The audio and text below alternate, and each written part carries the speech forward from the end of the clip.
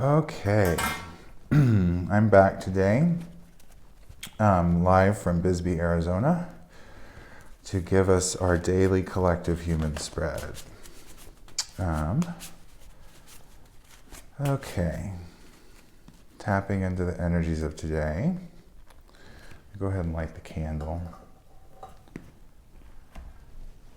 I don't know about you guys, I'm feeling a lot of frustration and anger.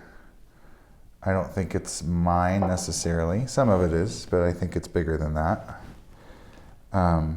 So the more we can go in and breathe and remember to tap into the heart and feel gratitude and joy and lightness, the more we're helping everybody out.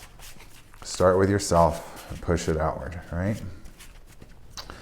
All right, we're going to ask for 3 cards for collective energies on today, which is October the 17th, 2020. It's a Saturday. A hot day here. What happened to fall? It's been a long, hot summer in many different ways, hasn't it? Okay, I feel that. Okay. All right. Recent past. Energies we're moving away from. The energies that we're moving into today in the present moment, and the energies that we're moving toward in the near future. 3 cards. Okay, here we go. What are we moving away from? Major Arcanum 2. La Papes, the High Priestess, the female Pope.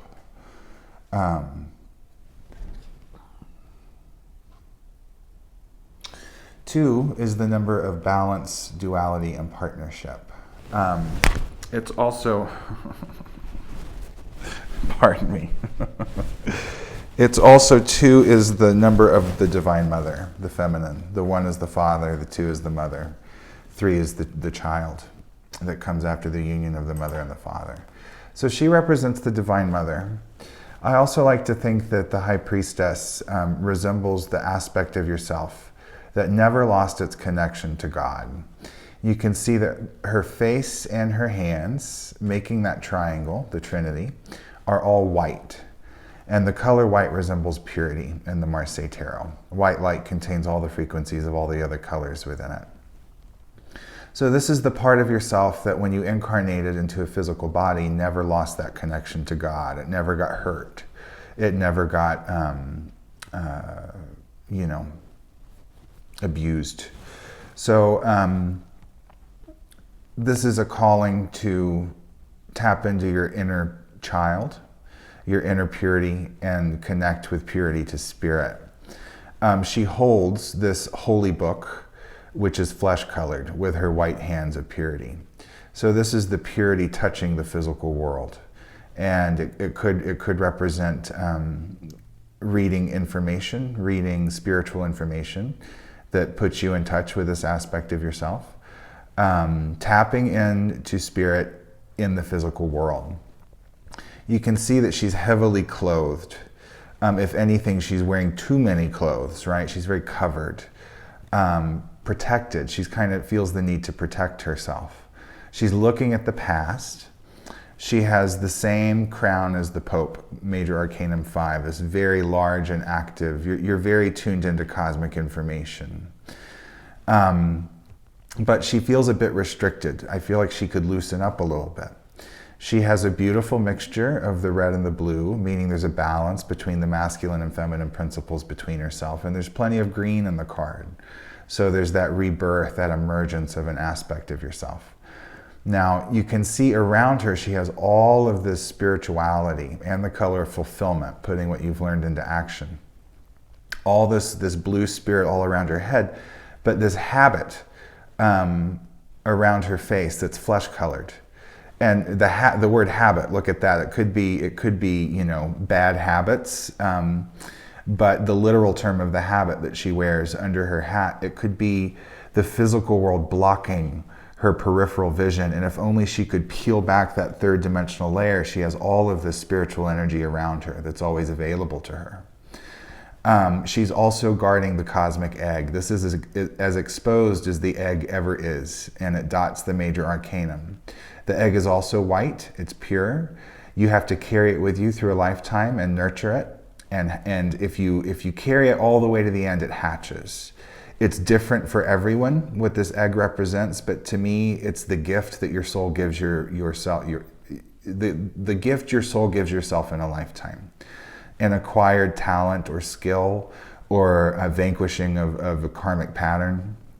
Your soul takes this gift with you after it hatches, and it never loses it. Once you get it, you can't give it back, right? It's attached to your soul. So her purity is guarding this cosmic egg. And this is number 2 in the major arcanum. Balance, duality, and partnership, the high priestess, your inner child's connection to spirit. What is the present current energies going on right now? The 9 of Wands. The 9 of Wands. 9 is the master number of the universe. It stands for fulfillment, idealism, and inspiration. It's the last rung of the ladder. It's the summit. It's the apex. And after you climb the 9, you hit the cycle of 10, which is that portal, which spits you back out to climb the ladder all over again, but it does so on a new level of awareness, on the upper rung of the spiral. So 9 of Wands, again, a lot of beautiful red and blue in the card that seems in balance. The cross-hatching of the red and the blue around the heart center. We have a receptive and active heart at the same time. And spoken out from that is the divine masculine active energy, the inspiration to take action upon what you're receiving in the heart. And filling in those gaps is light blue spirit. So fulfillment of your fire energy, Wands are the fire sign, desire, passion, will, creativity, and sexuality. So it's not easy to achieve this card. There's a lot of work to be done, and 9's an odd number, so it's active. So this is really engaging with your fire. This is pushing yourself to move forward and keep working on creative projects, work through the resistance, work through it. Work through the discouragement that you feel, because usually when you hit a wall and you push through it is when you do your best work. Sometimes it just flows effortlessly and naturally, and that's wonderful when that happens, but often as creative people, we have to hit a wall and then push through it. And on the other side of that wall is the greatest gift of satisfaction, this orange fulfillment of pushing forward and pushing through a struggle or a resistance and getting something done. But it's a lot to do, so don't get overwhelmed by the amount of work that we have to do in the present moment. You know, make a list, make 10 to 15 minute little actions that you can do throughout the day that then add up over time, and do them in flow, do them with grace and ease. But don't let the amount of work that you want to accomplish scare you from actually getting down to work. That's what I'm picking up on the 9 of Wands today. I don't think I've ever read that card that way, but I like it. So moving away from the High Priestess, we're in the middle of the 9 of Wands. And what are we moving towards as a collective? 7 of Swords. 7 of Swords. The number 7 always represents courage to me. In numerology, it's spirituality, exploration, and wisdom. 2 masculine cards coming after this feminine card. So this new moon that we went through yesterday, that could be this balancing new moon, the High Priestess, feminine energy. And now it's time to kind of put that energy back into action. So 7 of Swords, swords are the air sign. Logic, intellect, and idea, it's your mental body. We're grabbing a hold of this sword with our intuition, our intuitive knowledge. There's a tiny red dot of action at the base. And then the blade itself, which pierces the crown, is spiritual. 7 of Swords, so spirituality, exploration, and wisdom in how we think, in our intellect.